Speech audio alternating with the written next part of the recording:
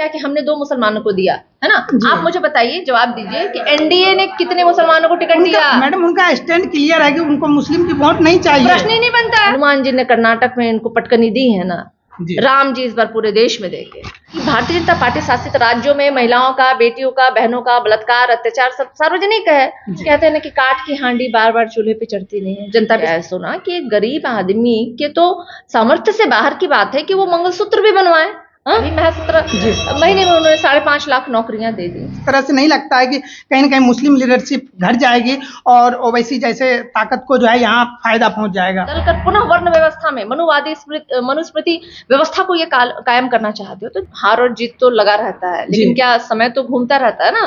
किसी के लिए कोई सत्ता अनंत और शाश्वत है क्या? नहीं है ना। कि तथाकथित राम, मैं राम नहीं मानती उनको, कतई नहीं मानती हूं मैं उनको राम। तथा कथित राम के पीछे घूम घूम कर संविधान को समाप्त करना जानते हैं, तो ऐसे दलितों को तो मैं दलित भी नहीं मानती।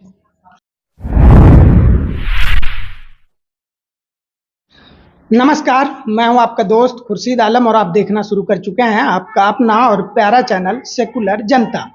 दोस्तों, इस वक्त मैं सुपौल लोकसभा क्षेत्र के अंतर्गत हूं और यहां पर हमारे साथ बात करने के लिए राष्ट्रीय जनता दल की नेत्री सारिका पासवान जी हैं। किसी परिचय के मोहताज नहीं है, डायरेक्ट मैं सारिका पासवान जी से बात करता हूं। प्रश्न शुरू करूं इससे पहले ये जानना चाहूँगा कि आप हमारे सुपौल की धरती पर आए, हमारा सुपौल और सुपौल की जनता आपको कैसी लगी? देखिए, मैं पहली बार सुपौल नहीं आई हूँ। सुपौल तो मेरी कर्म भूमि रही है। सुपौल मधेपुरा में हमेशा ही आती रहती हूँ और जैसा कि बोला मैंने कि ये भूमि मेरी कर्म भूमि है, तो पहली बार तो नहीं आ रही हूँ। लेकिन हाँ, इस बार आने का उद्देश्य जरूर है कि दूसरा है, क्योंकि हमारे प्रत्याशी जो है महागठबंधन समर्थित प्रत्याशी चंद्रहास चौपाल जी को राष्ट्रीय जनता दल की तरफ से यहाँ लोकसभा की प्रत्याशी हैं वो, और उनके ही प्रचार प्रसार और उनके लिए वोट मांगने के लिए मैं आई हूँ। तो निश्चित रूप से इस बार का आना अलग तरीका का है। और पूरे बिहार में देखिए जिस तरीके से लोग जो है आज उत्साहित है, क्योंकि वो चाह रहे हैं कि सरकार बदले, क्योंकि जिस तरीके से उनकी अनदेखी की गई है। 39 सांसद जो है एनडीए की जीत करके संसद में गए और उन्होंने इसके बावजूद भी बिहार की कोई सुध नहीं दी, चाहे वो विकास के नाम पे हो, चाहे शिक्षा के नाम पे हो, या फिर स्वास्थ्य के नाम पे हो, या स्पेशल पैकेज देने की बात हो, या स्पेशल राज्य देने की बात हो। बावजूद इसके भी उन्होंने कभी भी बिहार की कोई सुध नहीं ली। तो उस बदलाव के लिए लोग इस बार वोट करते हैं और काफी उत्साह है लोगों में। आप आरजेडी के बड़े चेहरे हैं, मैं ये जानना चाहूँगा, आमतौर पे प्रधानमंत्री मोदी जी या बीजेपी पार्टी अपना जो भी मुद्दा मसाइल होता है वो जनता के बीच कन्वे कर पाता है, अच्छे ढंग से रख पाती है। अभी जैसे कि लेटेस्ट में अररिया में भाषण दे के गए नरेंद्र मोदी साहब और लोगों से हिंदू मुस्लिम पर बांटने की कोशिश की, मंगलसूत्र की बात आ गई, आप भी एक महिला हैं। और दूसरी चीज़ संपत्ति मुसलमानों में बांटने की बात की जा रही है, इस पर क्या कहेंगे आप? देखिए, नरेंद्र मोदी जी ने हमेशा और खास करके एनडीए गवर्नमेंट ने हमेशा लोगों के सामने झूठ परोसा है जी। सबसे पहले तो मैं जवाब दे दूं, हिंदू और मुस्लिम तो जाति और धर्म की राजनीति भारतीय जनता पार्टी के डीएनए में है ना। इससे इतर उन्होंने कभी सोचा ही नहीं। पहले वो राम मंदिर के नाम पे उन्होंने लोगों से वोट मांगा और हिंदू मुस्लिम करा करके वो लोगों को भड़काने को जातीय उन्माद और धार्मिक उन्माद फैला करके उन्होंने हमेशा ही अपना जो कहते हैं ना राजनीति रोटी सेकने का प्रयास किया है। लेकिन कहते हैं ना कि काठ की हांडी बार बार चूल्हे पे चढ़ती नहीं है। जनता भी समझदार है, वो जान रही है अरे ये तो वो लोग हैं जो हमें धर्म और जात के नाम पे लड़ा करके हमारा अपना फायदा कर रहे हैं और हमारा नुकसान कर रहे हैं। क्योंकि आखिर आज लोगों को क्या चाहिए है ना। आज लोगों को अगर आप जाकर पूछिए तो लोगों को रोजगार चाहिए, लोगों को विकास चाहिए, लोगों को भाई शिक्षा चाहिए, लोगों को स्वास्थ्य चाहिए। तो इससे कभी भी इन मुद्दों पे भारतीय जनता पार्टी ने बात नहीं की। और ये जो बात कर रहे हैं कि मंगलसूत्र की बात है, तो 10 सालों से केंद्र की सत्ता में है। 10 साल से पहले सोना की कीमत जो है 25,000 30,000 थी और आज 75,000 है ना। यानी इतना महंगा हो गया है सोना कि गरीब आदमी के तो सामर्थ्य से बाहर की बात है कि वो मंगलसूत्र भी बनवाए।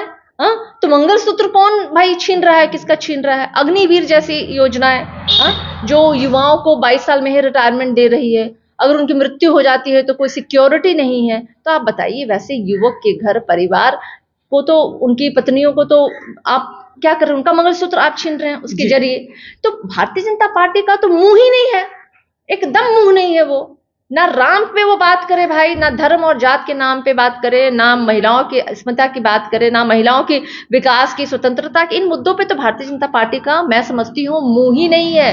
क्योंकि भारतीय जनता पार्टी शासित राज्यों में महिलाओं का, बेटियों का, बहनों का बलात्कार, अत्याचार सब सार्वजनिक है। और जिस तरीके से ये राम और भगवान के नाम में राजनीति करते हैं, तो भाई हनुमान जी ने कर्नाटक में इनको पटकनी दी है ना, राम जी इस बार पूरे देश में देंगे। जिस क्षेत्र में आप अपने प्रत्याशी के प्रचार के लिए आए हैं, चंद्रहास चौपाल जी के, ये कोसी का रीजन है और यहाँ का कोसी बहुत बड़ा समस्या होता है। यहाँ पे जब आवाम के बीच घूमते हैं, रंजीता रंजन यहाँ के पहले सांसद हुआ करती थी, पप्पू यादव का अच्छा प्रकोप है इस क्षेत्र में। पप्पू यादव के जो भी समर्थक लोग हैं उसमें एक उबाल है, एक आक्रोश है कि पप्पू यादव को पूर्णिया सीट नहीं दिया गया, अपने पाले में ले लिया गया। कहीं ना कहीं लालू यादव नहीं चाहते कि पप्पू यादव आगे बढ़े। क्या कुछ कहना चाहेंगे? देखिए, मुझे लगता है कि स्वार्थिक अपने मतलब स्वार्थ की राजनीति से ऊपर उठ करके लोगों को सोचना चाहिए। आप अगर एकल विकास के बारे में सोचेंगे तो आप तमाम लोगों के विकास की बात नहीं कर पाएंगे। और हमारी पार्टी और हमारे नेता जो है ना, वो तमाम लोगों के बारे में सोचते हैं। तो मैं किसी एक व्यक्ति विशेष पे टिप्पणी ना करके मैं अपने दल के बारे में बात करना चाहूंगी। और कोसी की समस्या की आपने जो बात कही, निश्चित रूप से कोसी में एक बहुत बड़ी समस्या बाढ़ की समस्या है। जो अक्सर जब नेपाल से पानी छोड़ा जाता है तो पूरा जो इलाका है वो बाढ़ग्रस्त हो जाता है और उसमें कई कादे वो आते हैं जिसकी वजह से कि जान माल फसल की भी नुकसान होती है। और ये समस्या इंटरनेशनल समस्या है। अगर आपको है कि पता कि नेपाल एक दूसरा देश है और भारत एक दूसरा देश है, इसमें बिहार सरकार का इंटरफेरेंस नहीं होता। लेकिन केंद्र सरकार 10 सालों से थी ना, और इस कोसी में तो कितने सांसद देने का काम किया कोसी ने उनको। तो क्या उन सांसदों ने कभी भी अपने क्षेत्र के लिए केंद्र सरकार से कहा कि भाई आप जाकर नेपाल सरकार से बात कीजिए, आपको इसमें मध्यस्थता करनी चाहिए और जिस समस्या से कोसी क्षेत्र जूझ रहा है उन समस्याओं से समाधान करना चाहिए? तो ये सब चीजें तो किया नहीं इन लोगों ने। तो इसलिए तो कह रहे हैं ना, पूरे देश में बदलाव का हवा है और बिहार में खास करके। जब तक 17 महीने की आपकी सरकार थी, आपने 4 लाख नौकरियां दिया, हर कुछ हुआ, लेकिन इनका क्रेडिट कहीं ना कहीं क्षेत्र में जो है नीतीश कुमार को मिलता हुआ दिख रहा है। क्या कुछ कहेंगे?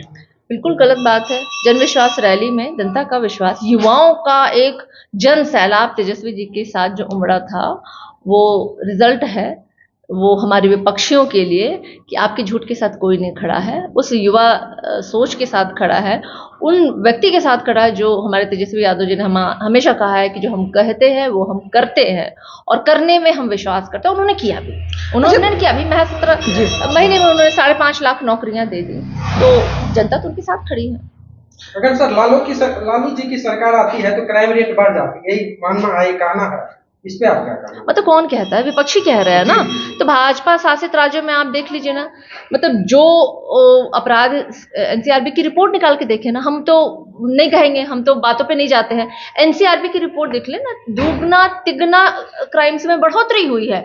और कई ऐसे मतलब आपराधिक चीजें होती है ना जो कि थाने में रजिस्टर्ड भी नहीं हो पाती है, क्योंकि ये लोग तो भाई पूंजीपति दबंग लोगों की सरकार है।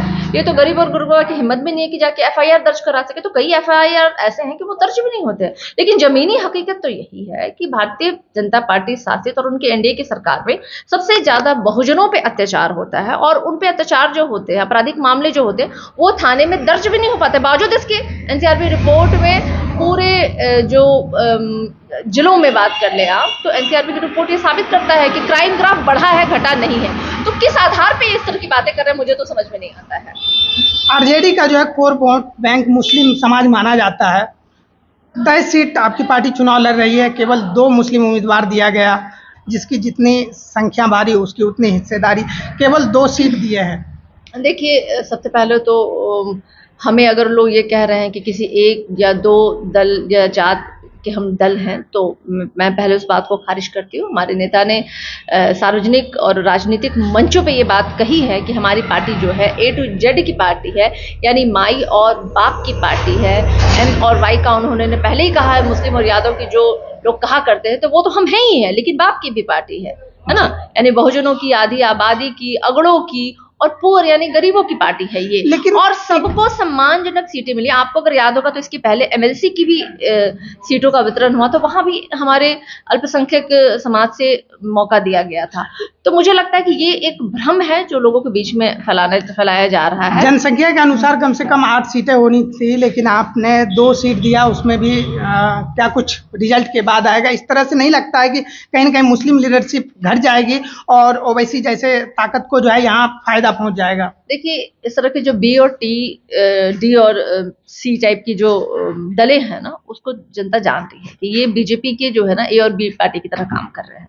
तो जनता उनको खारिज कर रही है, नकार कर रही है, कोई फायदा नहीं होने वाला। और हमारे अल्पसंख्यक भाई हो या हमारे बहुजन हो या हमारे अगड़े भाई हो, मतलब ए टू जेड की मैं बात जो करूँ, सभी लोगों का विश्वास हमारे महागठबंधन पे है और पूरी जनता का विश्वास भी हमारे ऊपर। और जनता जनार्दन होती, जनता मालिक होती है और हम लोग शुक्रगुजार हैं। पिछले बार भी जो बिहार की नंबर 1 की पार्टी राष्ट्रीय जनता दल बिहार में बनकर उभरी थी, और पुनः इस बार इतिहास रचा जाएगा और लोकसभा में बिहार जो है 35+ सीटें जीत करके हमारे सांसद जो है वो उच्च सदन में जाएंगे। और वहां निर्णय, बाबा साहब भीमराव अंबेडकर की मूर्ति आपने देखी होगी जहां उन्होंने इशारा किया है, वो इशारा उंगलियों की तरफ वही है कि वहां जाना है, सदन में बैठना है आपको, जहां की नियम और कानून बनाए जाते हैं, निर्णय लिए जाते हैं, बहुजनों के हित में, जनता के हित में फैसले बनाए जाते हैं, लिए जाते हैं। तो वहां तक पहुंचने की मुहिम है हमारी। ये बात सच है कि पिछले बार विधानसभा में आपकी पार्टी ने बेहतर प्रदर्शन किया था, लेकिन लोकसभा में उससे पहले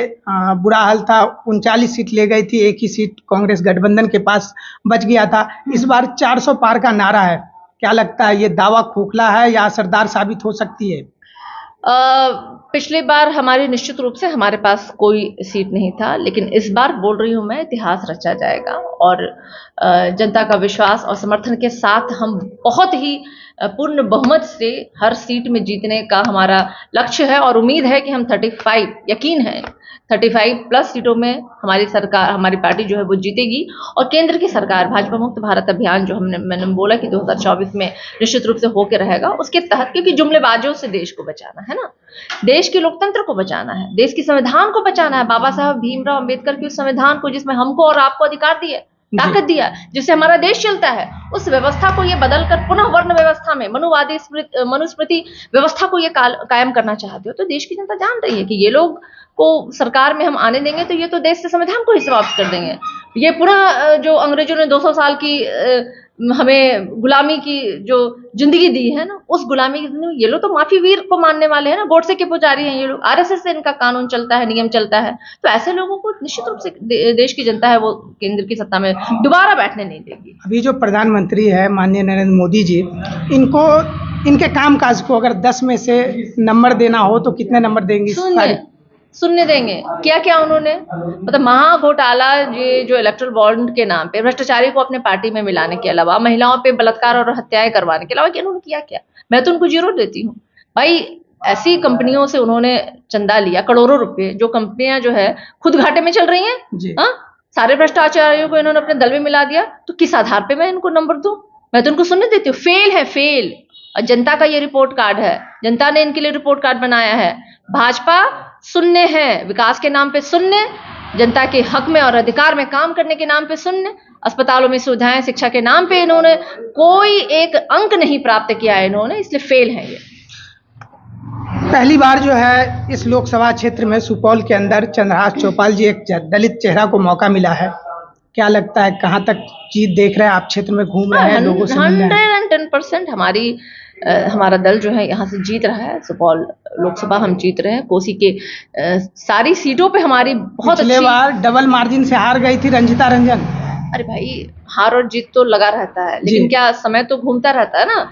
किसी के लिए कोई सत्ता अनंत और शाश्वत है क्या? नहीं है ना। तो वक्त का पहिया जैसे घूमता है ना, घूमते घूमते कई ऐतिहासिक चीजें हो जाती है। इस बार हमारा जीत पक्का। एक अंतिम सवाल है, बिहार में आमतौर पे जात पात का चुनाव हो रहा है, हर जगह पे कहीं न कहीं जातीयता समीकरण को साधने की कोशिश हो रही है। क्या कहना चाहेंगे इस पे? ये क्या है, लोकतंत्र के लिए अच्छा है? कौन कर रहा है? ये तो एनडीए करती है जी। अगर एनडीए जात पात के नाम पे, धर्म के नाम पे करती है तो कितने मुसलमानों को उन्होंने टिकट दिया? हमको बता दीजिए खाली, कितने दिया? वो तो उनका क्लियर है कि वो नहीं देता। नहीं, आपने प्रश्न किया कि हमने 2 मुसलमानों को दिया, है ना। आप मुझे बताइए, जवाब दीजिए कि एनडीए ने कितने मुसलमानों को टिकट दिया? मैडम उनका स्टैंड क्लियर है कि उनको मुस्लिम की वोट नहीं चाहिए। प्रश्न ही नहीं बनता है, वो मुस्लिम तो प्रश्न यही समाप्त हो जाता है। बातें कर रहे हैं भैया, प्रश्न यही समाप्त हो जाता है कि भारतीय जनता पार्टी ना मुसलमानों को पसंद करती है, भारतीय जनता पार्टी ना महिलाओं को पसंद करती है, दोनों को उन्होंने टिकट नहीं दिया, और ना ही दलितों को वो पसंद करती है। और जो दलित उनके पार्टी में है वो वैसे हनुमान है जो राम के पीछे घूम घूम करके, तथाकथित राम, मैं राम नहीं मानती उनको, कतई नहीं मानती हूं मैं उनको राम, तथाकथित राम के पीछे घूम घूम कर संविधान को समाप्त करना जानते हैं। तो ऐसे दलितों को तो मैं दलित भी नहीं मानती। जी, बहुत बहुत शुक्रिया, आपने अपना कीमती समय दिया। दोस्तों, हमारे साथ बेवाकी से अपनी पूरी बात को रखी है सारिका पासवान जी। ये बातचीत आपको कैसी लगी कमेंट बॉक्स में जरूर लिख करके हमको बताइएगा।